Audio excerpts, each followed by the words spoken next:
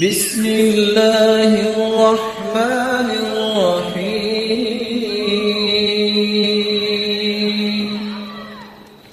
علم نافع ہو، انسان عالمی منڈی کے صفحے اول کا تاجر ہو، عبد الرحمن ابن عوف جیسا صفحے اول کا تاجر بھی ہے تو صفحے اول کا نمازی بھی ہے۔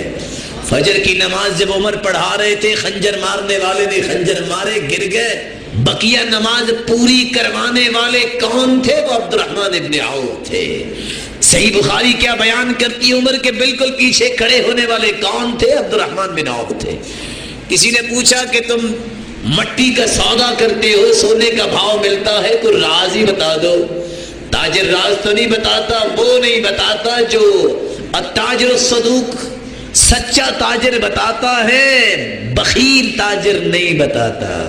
کہا ادھر آؤ، کسی اور کو بھی بلانا ہے بلاؤ، میں بتاتا ہوں کہ میری تجارت کا راز کیا ہے۔ کہا 3 راز ہے۔ آج تک تجارت کی وجہ سے میں نے نماز با جماعت نہیں چھوڑی۔